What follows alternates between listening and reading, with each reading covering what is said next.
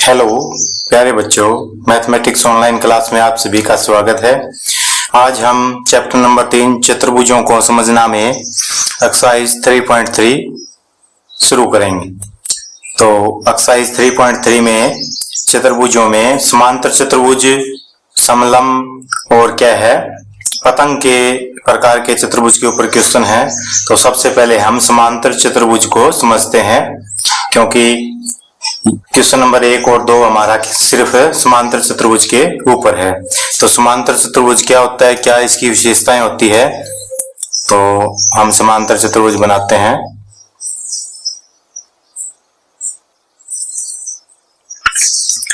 A B C D हमारा चतुर्भुज है। इसमें ये भुजा डीसी भुजा ए बी के समांतर है और बराबर है, और एडी भुजा बीसी के समांतर और बराबर है। तो सबसे पहली विशेषता समांतर चतुर्भुज की यही होती है कि आमने सामने की सम्मुख भुजा समांतर होती है, यानी कि ए बी भुजा डीसी के समांतर और एडी भुजा बीसी के समांतर होती है। और दूसरी इसकी विशेषता ये होती है कि सम्मुख कोण बराबर होते हैं। सम्मुख कोण क्या होते हैं समांतर चतुर्भुज में, बराबर, यानी कि कोण ए का जो मान होगा ये कोण सी के बराबर होगा, और कोण बी का मान है ये कोण डी के बराबर होगा।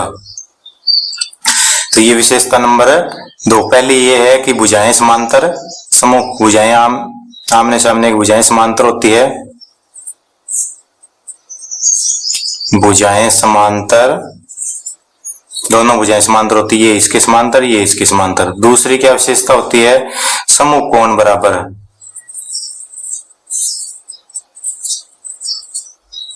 सम्मुख कोण बराबर होते हैं। तीसरी विशेषता क्या होती है कि क्या है, आसन कोणों का जोड़ 180 होता है।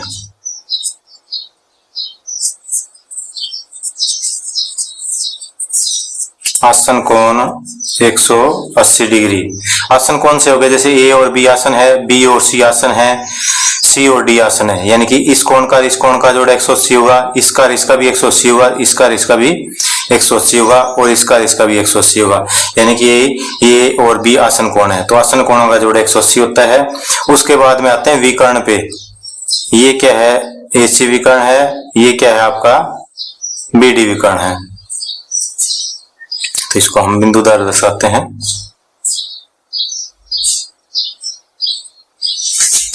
तो ए सी विकर्ण और बी डी विकर्ण, विकर्ण बराबर हो कोई जरूरी नहीं है, लेकिन विकर्ण एक दूसरे को समद्विभाजित करते हैं। समद्विभाजित का मतलब ये पार्ट इसके बराबर होगा और ये पार्ट इसके बराबर होगा। नंबर 4, विकर्ण एक दूसरे को समद्विभाजित करते हैं, समद्विभाजित।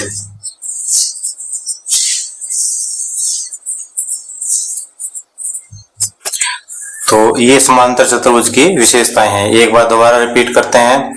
भुजाएं समांतर होती है, ये भुजा इसके समांतर ये इसके समांतर, सम्मुख कोण बराबर होते हैं, यानी कि ए कोण सी के बराबर और डी कोण बी के बराबर होगा। आसन कोण यानी कि ए और बी 180 होगा, बी और सी 180 होगा, ये आसन कोण होते हैं। और विकर्ण समद्विभाजित करते हैं, यानी कि क्या है, ये पार्ट इस पार्ट के बराबर होगा और ये पार्ट है ये इस पार्ट के बराबर होगा। तो अब समांतर चतुर्भुज के ऊपर क्वेश्चन देखते हैं। क्वेश्चन नंबर 1 पे चलते हैं। क्वेश्चन नंबर 1 हमारा एबीसीडी एक समांतर चतुर्भुज है। तो ये ए बी सी डी समांतर चतुर्भुज है। इसके विकर्ण ए सी और बी डी है जो ओ पर प्रतिच्छेद करते हैं। तो प्रत्येक कथन को पूरा कीजिए, गुण और के आधार पे क्या है ये रिक्त स्थान की पूर्ति करनी है। तो एडी, इसमें देखो एडी कौन सी भुजा है, एडी ये क्या है समांतर चतुर्भुज की ये भुजा है। तो कौन किसके बराबर होगा, ये बीसी भुजा के बराबर होता है, क्योंकि समांतर चतुर्भुज की सम्मुख भुजाएं क्या होती है बराबर। तो यहाँ क्या रखेंगे, यहाँ रखेंगे बीसी, एडी बराबर बीसी, और कारण क्या देंगे समांतर चतुर्भुज की सम्मुख भुजा। तो क्या है इसका आंसर लिखना चाहे तो यहाँ लिख देंगे कि एडी बराबर बीसी। आगे रीजन क्या लिखेंगे, समांतर चतुर्भुज की सम्मुख भुजा बराबर होती है।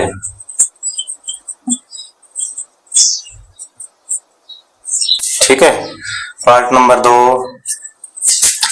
कोण DCB, DCB यानी कि ये पूरा कोण है, ये किसके बराबर होगा? DAB के बराबर होगा, इस कोण के बराबर होगा आपका। तो लिखेंगे कोण DCB बराबर होगा कोण DAB के, DAB कोण की। क्यों होगा? समांतर चतुर्भुज का समूह कोण, रीजन वही समांतर चतुर्भुज का समूह कोण क्या होता है? बराबर होता है, ये हमने समझ लिया। अब पार्ट नंबर 3 है इसका OC। OC क्या है? ये भाग है, ये किसके बराबर होगा? OA के। OC बराबर होगा OA। क्यों होगा ये भाग इसके बराबर? क्योंकि समांतर चतुर्भुज के विकर्ण एक दूसरे को समद्विभाजित करते हैं, यानी कि ये भाग इसके बराबर होगा और ये भाग इसके बराबर होगा। तो यहां लिखेंगे समांतर चतुर्भुज के विकर्ण एक दूसरे को समद्विभाजित करते हैं, समद्विभाजित करते हैं। तो ये इसका कारण हो गया। नंबर 4 पे कोण DAB और कोण DCDA का क्या है? मान ज्ञात करना है। CDA यानी कि ये कोण है और इस कोण का माप कितना होगा? तो ये और ये क्या है? आसन कोण है या क्या है? तिर्यक रेखा है। ये दो समांतर रेखाएं, ये तिर्यक रेखा है। तो तिर्यक रेखा के एक ही ओर के अंतः कोण है, तो तिर्यक रेखा के एक ही ओर के अंतः कोण भी 180 होते हैं। या फिर समांतर चतुर्भुज के आसन कोण है, वो भी आपको बताया कि इसका 180 होगा, इसका 180 होगा, इसका 180 और इसका 180 होगा और सममुख बराबर होते हैं। तो क्या है? ये लिख देंगे हमें कोण DAB प्लस में कोण CDA की वैल्यू कितनी आएगी? 180 डिग्री। और कारण क्या लिख देंगे? समांतर चतुर्भुज के आसन कोण भी लिख सकते हैं, आसन कोण। या लिख सकते हैं कि तिर्यक रेखा है, ये समांतर रेखाओं काट रही है, इसके क्या है? एक ही ओर स्थित अंतः कोण है ये, तो उनका जोड़ 180 होता है। या फिर ऐसा ही मान सकते हैं समांतर चतुर्भुज के आसन कोण है ये 180 के होते हैं। तो इस प्रकार हमने क्वेश्चन नंबर 1 कर लिया। अब क्वेश्चन नंबर 2 देखते हैं। निम्न समांतर चतुर्भुज में अज्ञात XYZ के मान ज्ञात करो। तो आकृति में क्या है? XYZ है, उनकी माप ज्ञात करनी हमें कितना होगा? तो आकृति नंबर 1 में देखते हैं कि कोण ये B का मान है, ये 100 डिग्री दे रखा है, ये X है, ये Y है, ये Z है। तो क्या है? हमें तीनों की वैल्यू ज्ञात करनी है। तो आकृति 1 में देखते हैं, पहले पार्ट नंबर 1 में कि कोण B बराबर 100 डिग्री। कोण B बराबर 100 है तो Y बराबर क्या हो जाएगा? तब Y की वैल्यू 100 हो जाएगी। क्यों? कारण क्या लिखेंगे? समांतर चतुर्भुज के समूह कोण क्या होते हैं? बराबर होते हैं। समांतर चतुर्भुज के समूह कोण बराबर होते हैं। तो ये 100 है, तो ये भी कितना होगा भाई? 100 डिग्री। तो एक वैल्यू आ गई। अब क्या है कि कोण X जमा में 100 बराबर 180 डिग्री। क्यों? अभी हमने क्या है क्वेश्चन नंबर 1 में भी लिखा है कि ये और ये आसन कोण है, या फिर ये समझ लो कि ये समांतर रेखा है, ये तिर्यक रेखा है, उसके एक ही ओर के अंतः कोण है। तो इसका जोड़ 180 डिग्री होगा। यहाँ लिख देंगे समांतर चतुर्भुज के आसन कोण।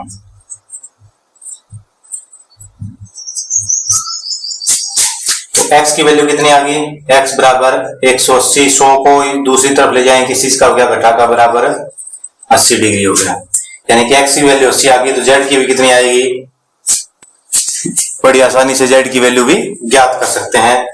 तो z बराबर भी कितना आ जाएगा? 80 डिग्री। क्यों?